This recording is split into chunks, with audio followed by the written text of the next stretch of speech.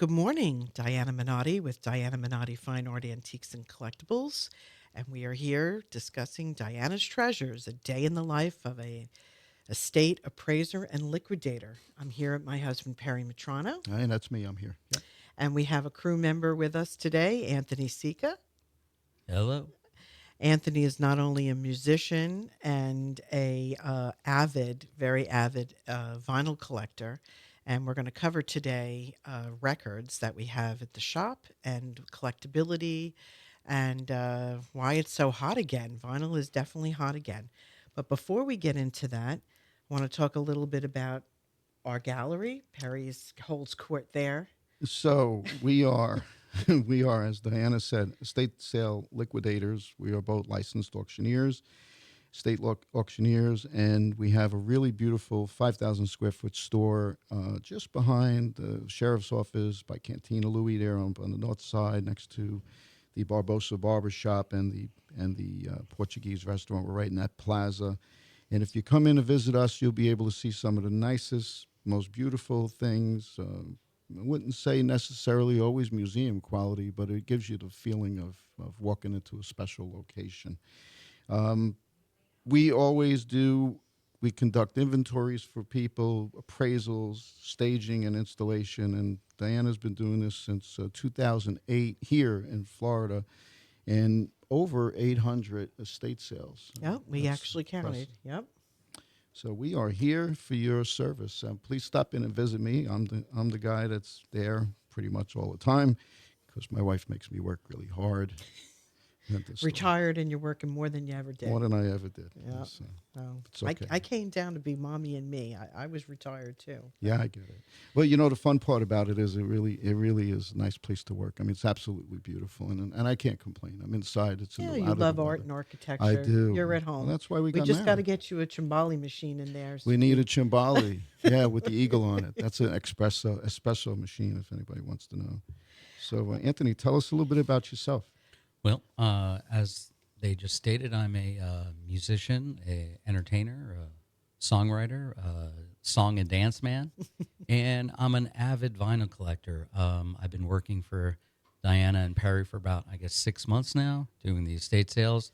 But, you know, every now and then you can find me in the afternoons at the gallery, providing great customer service and selling vinyl records with all hopes. Great customers. I got it. Let me interrupt on that one. Great customer service because Anthony will come in, and there are people that come in, and then he offers help to them, and then all of a sudden there's a conversation that goes on, and the conversation leads to all the things that people want to know about. And Anthony seems to know about them, but what's more importantly is that they gravitate to him. So now we have, Anthony's been with us 6 months, but Yeah, but we know him a long we time. know him very long. But people come in and they come in instead of looking for me, they come in, they look for Anthony. Well, So- what can you say? It's this radio face Well, that they're gravitating toward. I have to say, though, overall, the entire crew gives good customer service. Yes, Oh, excellent. absolutely. Excellent. Greg and Olaf and Myra and Judy. I mean, Yeah, it's of course. just They're the best, actually. Judy So we- broke the ice yesterday with our customer. She comes in so bubbly and smiling and, just totally took the edge off of, we're coming in to do an inventory. We're in your house. You're there. We're inspecting all of your items. It's a little, at first you got to break the ice. And everybody is just very, very personable. So I think we have a really good crew. And Walter's the absolute So first place. yeah, Walter is definitely the first person up First front. man He's at our the he's our parking monitor, I guess. And deliveries and sales. Yes, He does a absolutely. lot of sales Anthony for us too, on yeah. Marketplace. So wait, now let me ask you a question. Now, this normally we do show and tell in the last part of the show, but I guess now we're We're going to do it all the through the whole whole show, show because right? it's a lot of fun.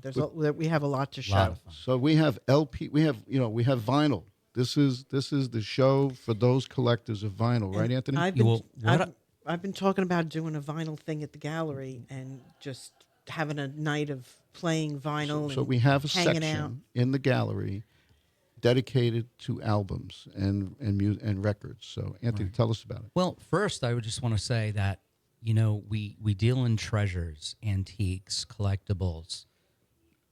Grandkids, go through your grandparents' closets, bureaus, Anywhere in the house, go look for records.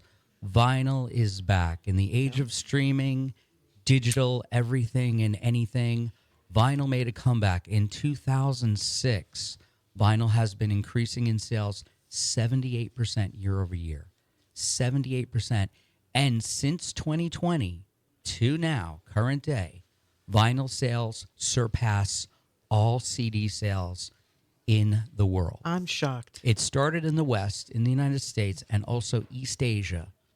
All of a sudden, artists like Jack White in the White Stripes, all the indie bands, Taylor Swift, all these major artists were dedicating their catalogs to vinyl releases since 2006.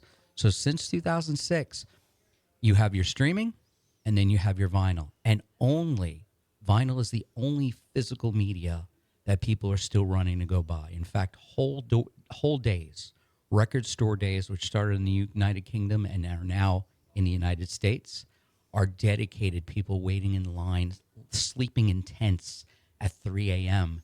to get that new reissue of Herb Alpert's Whipped Cream.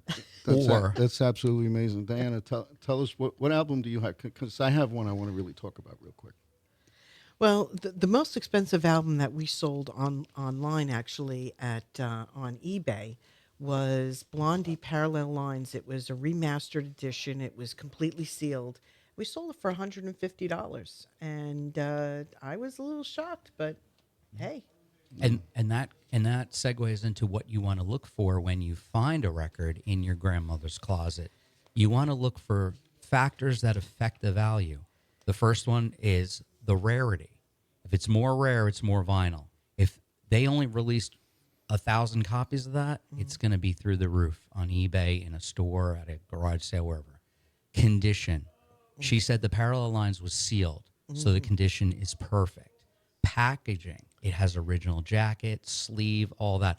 We have records in the store that could be worth a lot of money, but there's no packaging. The seal's broken. There is no seal, no sleeve. Artist.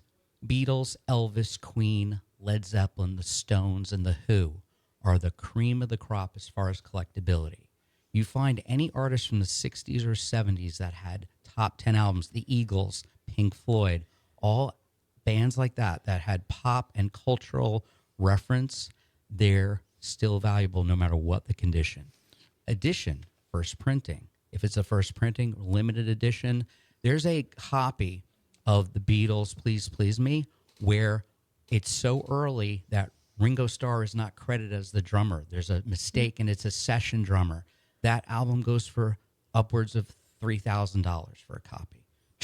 And it doesn't matter what condition it's in, just because of that edition. And the last thing is just your value to you, which I think, your personal preference, your personal love. Yeah, and on that note, way back in the late 60s, early 70s, there was a band called Herb Alpert and the Tijuana Brass. And my mother brought this album home, and I was like 10 years old. So here's this naked lady in whipped cream on the album cover. And I was like, oh my God. So my mother had one of those. You're making Mark blush. Well, don't blush, Mr. Engineer. So my mother had one of those big, gigantic Zenith record players, big console, big with console. the TV. We had one in the store. I'm sorry we sold it in the store, but this album had such unbelievable songs, including the other album that Herb Alpert. I put it up earlier. You just listen to these songs and his horn. Oh my God! Like, I'm not musically inclined at all. I'm like the worst. The only note I can hold is a C note, like $100 bill. But other than that, I cannot hold a note. So, but to listen to these songs, I used to put in these here earphones and listen to the music really loud because it was so good. And that record still carries with us. I think, is this my mother's album? Well, don't tell me you sold my mother's no. album. Someone put it. No, and her accordion is still in the closet. Oh yeah, where is that? Okay, hold on. We'll do that one first. We'll do this next time. Sorry, I'm going to take control of the whole show. My mother's accordion, all right? This beautiful Italian accordion. My mother thought she was an accordion player, but I'm sad to say that she wasn't really a great accordion player. But I do miss her meatballs. But anyway, I will tell you, she played a lot of songs, but her favorite were polkas. And where's the polka? Well, these are like what Anthony refers to as specialty items, Yeah. because Yeah, they're specialty. I have like crazy stuff. I have things from all over the world that is She loved the very polka, obscure. right? So how many grandparents were big polka people? They used to go to polka dances and lot. stuff, right? A lot. So just so you know, I mean, this was the different type of. This is 50 years ago, 60 years ago, that 80 years ago. and maybe more. All right, so these people loved to listen to polka and of course any type of music from their home country, Irish and so on. And in the gallery, we have a lot of those specialty international records, comedy records, soundtracks. I see Perry's grabbing the Grease and the Saturday Night Fever. But his Saturday Night Fever. Got a John Travolta fetish going on there, I see. Well, he'll talk about his mohair suit in a minute, okay. his Yeah, platform we'll- shoes. and those are big sellers. In fact, we just received an original John Williams soundtrack of Raiders of the Lost Ark Oh. from our last estate sale, which is actually in the gallery right now and for sale. And the thing is too, I'm the rock guy. The stuff that I collect, unfortunately, is expensive because I like the Bob Dylan and the Who and the Zeppelin. We have this in stock right now, the Who live at Leeds. I actually grabbed this from the gallery this morning. This is an amazing live album by the Who. In my opinion, it's one of the greatest live albums ever recorded. The sound is crystal clear. The band is hot. Now, Hold it up again, Anthony. Yeah. So you see the little dot, the orange dot, folks. That orange dot, it came from one of Diana's estate sales. So and let me tell you something. This album, we talk about the factors that make albums collectible and, very valuable. If this label was red, this would sell for almost $400. Wow. But Really? because it is the standard MCA Records U.S. release, this goes for about $10 on eBay, $8, $5. Also, sleeve is included. You have the MCA Records standard 1980s label, the Rainbow MCA Records. There is a scratch on one of the songs on side A. And again, condition leads to value, the value, because when I go to estate sales or like the last estate sale we had a bunch of Johnny Cash records. Oh, they all sold. I don't And think they we- all sold. Yeah. But again, Hot. sometimes that's about people want the graphics or the packaging, and they might not even have a turntable at home. Right. So they don't care. Like this Black Sabbath Heaven and Hell record, which is the first album featuring Ronnie James Dio. This album is missing some of the packaging and is not in great condition, but you might buy it for the cover. Just like the Herb Albert, we have 6 copies of that at the gallery. So, if you're interested, the Beatles, how I got into music. When I was 7 years old, I had a friend who was a piano teacher. His mom was a piano teacher. And instead of bringing me a toy, they brought me a copy of Sgt. Pepper's and also this record. So as a young man, getting this record, seeing the cover, not even hearing it, but then turning it on and turning me on to the Beatles, again, this is a very valuable record, whether it's on the Apple or the Capitol label. But inside the booklet, the staples are removed. So the booklet is just hanging out.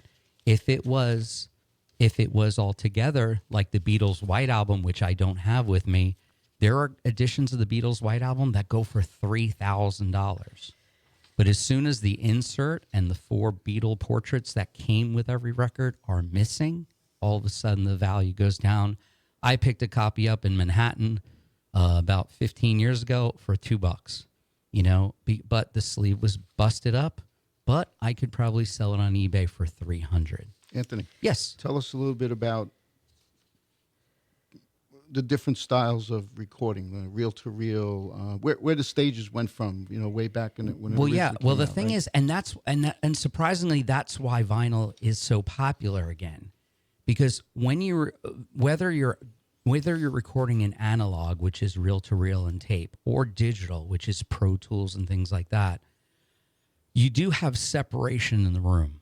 When you compress a recorded piece of music to a digital format like a CD or a Blu-ray or a DVD or anything that's on a disc, it compresses the sound. And what that does to the layman is it makes everything sound together, blended. When you put on a vinyl album and you either have the acetate, which is the original thing that they press them with, or the actual vinyl album, which is made of polyvinyl chloride. That's what the vinyl albums are made of. That's the chemical to make the vinyl records.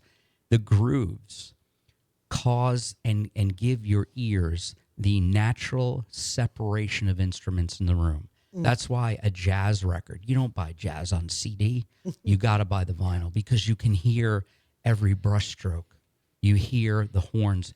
If you listen to an old Frank Sinatra album, you can hear the imperfections in his voice.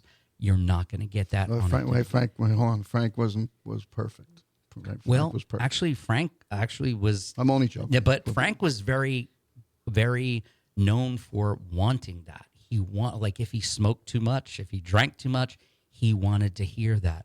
Paul McCartney and the Beatles, when he did something like "Hey, Oh Darling" or whatever, and he wanted that Little Richard sound, he would abuse his throat the night before. He would drink as much or smoke or whatever or do amphetamines or whatever the Beatles did in the early 60s to get those sounds on the record. Stevie Nicks. You listen to a Fleetwood Mac album on vinyl and then listen to it on CD, night and day difference. The separation of their vocal harmonies, you can hear every bit. And again, that is what brought back the hipster movement that brought back vinyl. And also, there's so much of it. If you're if you're into Barbra Streisand, you can go to any place and find 8 million copies of every album she did. You don't find that anymore. You can't, like that Hall & Oates album that you have. You can't. I think you have it over there. I think you still have it in your pile. I didn't think I grabbed it. But it's a live album that you can't get on CD. It's not available. What did albums? I mean, when I go back and look at albums, what did they cost? They cost $8.99 to $13.99 way back when. Now, a brand new record, if you go to Target or Walmart, the new Taylor Swift or the new Metallica album, it's $26.99 starting at. That's amazing. So eventually, it's funny, and the old adage, if something's selling, let's beat it into the ground. So what it is when vinyl made a comeback in 2006, all the artists said, hey, we can make vinyl records and charge $18. Now they're $26 and $30, and it's a shame. Diana, what do you got over there that we need to look at? Well, Anthony mentioned his first record. My first record was the Partridge Family. I love David Cassidy. Wonderful. And I play it at the sales, at the shop, at the house, everywhere in the car. You play the same songs. I like it. It's happy. It's very happy. And I remember as a kid watching. Do you remember the Monkees? Also? The Monkees. Yeah, they also them had too. The Monkees I like a lot. TV show. So I think that meant a lot. The other TV show, do you remember the Jackson 5? They had a TV show. Yeah, they have a cartoon Yes. version? And that album you're holding up is one of my first records, too. That is a the record. Jacksons. Yep. And I think the most sold record in history is Michael Jackson's Thriller. Yes. I would bet. It's definitely, and I have it somewhere. And if you have a copy in your attic, your I do. bedroom, your basement, grab it, hold on to it, listen to it, and possibly sell it on eBay or at an estate sale. I think the Jackson album was a kind of a transition period when disco was kind of phasing out, and we were getting it in there. I think you got my Hall & Oates. He gave it to me as a birthday gift. Anyway, Michael, here it is. Here it is. There it is. Michael brought us to another level, I think, with that album. So I brought this. When I first started working for Diana, I gave her this as a birthday gift. But we were playing it at the sales because you can't be offended by Hall & Oates. Right, and this is pre-Man-Eater and all this. This is from 1978. So other than Sarah Smile and Rich Girl, those are the only two radio hits that were on this album, and they made a live album, and it's, again, fantastic, and you will never be able to buy this on CD. You will never be able to probably even stream this because they don't like each other now, so they're fighting over streaming. But this Hall & Oates record is amazing. And again, if you find treasures like this, whether it's this or Frampton Comes Alive. Oh, I have that. bands don't make live albums anymore. So if you find them on vinyl, they are treasures. Well, speaking of 1979, we're talking about Saturday Night Fever period in my life. And I had that suit, by the way, mohair, white. It was beautiful. And more hair. That was great. Hey, listen, that was a sign of, elevation back then. I know. And anyway, this album, I mean, the Staying Alive song was pretty much the only thing that you definitely played in your car whenever you decided you were going to go for pizza in Brooklyn. All right, because you had to have that song on. You pull up in front of the pizzeria, you jump out, you leave your car double parked. You don't even put your four ways on. You don't care. And you just go, you get your pizza at the door, and you run back to the car. Those were the days. Now, I lived in the Bronx, so you could do that there, too, but it was more fun when we used to drive to Brooklyn to do it. I don't know why we did that. Anyway, Saturday Night Fever, a legendary change in life and time. And then I think Michael Jackson brought us to another genre for the disco era, and you saw the difference that he And you're going to want to created. kill me, but when I was going through our personal collection, No. we have 3 copies of Saturday Night Fever. Well, okay. I'm not going to argue. It doesn't take up a lot of room. You know what I thought was fun? I found this one, Lace and Whiskey, and we recently What had is a that? visit. It's Alice Cooper. Oh. He was recently in Flagwood Beach, Sure. so I thought that was he kind was of doing fun. a show at the St. Augustine Amphitheater. Was he? Ah. That's He was right. in town here. Oh, that's cool. Yeah, and I have this one too. Here we go, $1 Billion Babies. Yep. That was a classic.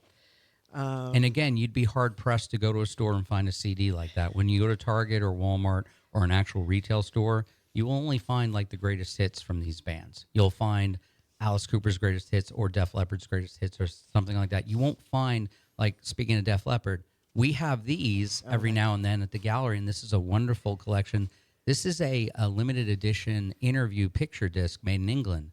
So it's an interview with the band, probably from a radio show like we're on right now, interviewing the band early in their career, made in England, and there you go. About the value, it's sealed. It's still in the original shrink wrap. So that's a great treasure that you can come find at the art gallery that we work at. Why don't you show them that originally sealed Kiss 8-track? Well, even though this is about vinyl, and I don't think 8 tracks will ever make a comeback. However, I think they're the greatest thing. But However, just there me. is a whole market of people that collect sealed original 8 tracks, and this is Kiss Alive 2.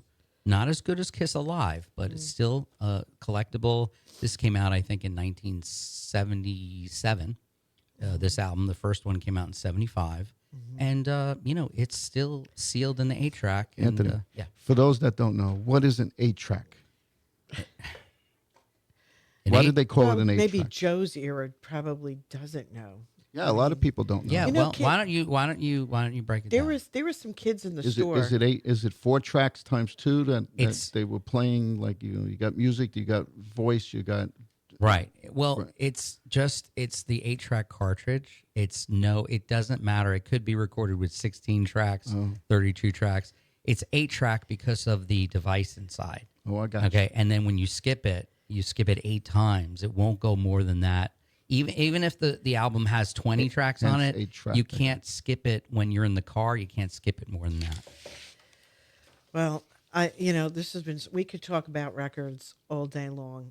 I love this topic. This was a lot of fun, and it's definitely gonna. We definitely got to do a thing at the gallery. Have a night of kind of sip and schmooze and hang out. This- Let's put our favorite albums up This quick before Dwayne, we Ed- run out this of time. Dwayne Eddy, this Dwayne Eddy is a brand new arrival at the shop. The reason why this is cool is Dwayne Eddy was known as the king of twang. Okay, moving and grooving, the Peter Gunn, all that stuff. Dwayne Eddy. Dwayne Eddy was a major influence of Eric Clapton, Jeff Beck, Jimmy Page, and every other 70s rocker that you love music. Dwayne Eddy was a major influence. So hipsters out there, look for Dwayne Eddy. You'll be blown away by the guitar work on So here. on what I'm holding up is the Mary Poppins and Zero Mostel in Fiddle Around the Roof. Both of these were items. They were on TV. They were in the theater and down in Manhattan. Mary Poppins prompted me to want to go to London and check that out. And I gave that to Perry because that's what the is that? Perry girl Oh, is that? from Esquire. Oh, it is. That's And right. you know what? It's the petty girl. When we talk about value of records, some people just buy records and vinyl for the artwork. And Yeah. there you go. And that was redone on Candio by the Cars. Oh, that's They right. took that same image and kind of repurposed it. And that reminds me, we have that print at the gallery of the cover of Rio by Duran Duran. That's right. The Patrick Nagel. Yep. Yep. That is a fantastic piece. Yep. And sometimes it's all about the artwork. As you saw on all those international niche albums, they were all great. All right, so we need to kind of wrap it up, and I want to just reiterate the sale that we have. I know, but we didn't talk about comedy. We got so much more to talk about. But Well, anyway. there's comedy, there's opera, there's Dynamite. there's historical albums. We get these a lot. It's Well, anyway, who are we, and where do we hang our hat? well, okay, but wait a minute. I just want to talk about the estate sale that's going on right now. We're going to wrap it up on Monday, but it is a real winner. We have some 18th and 19th century artwork and furniture, some early rugs, Persian rugs. We've named the sale Around the World because this gentleman worked for Sears International and just gathered up. His wife was from Germany, and we have some really wonderful things. Oh, and there's a copper collection that we've never had anything this old, and the prices, we were astounded when we were doing the research. And you It's a could good see show. you could see the pictures on www.dianafineart.com, and we are located at 15 Palm Harbor Village Way, right here in Palm Coast.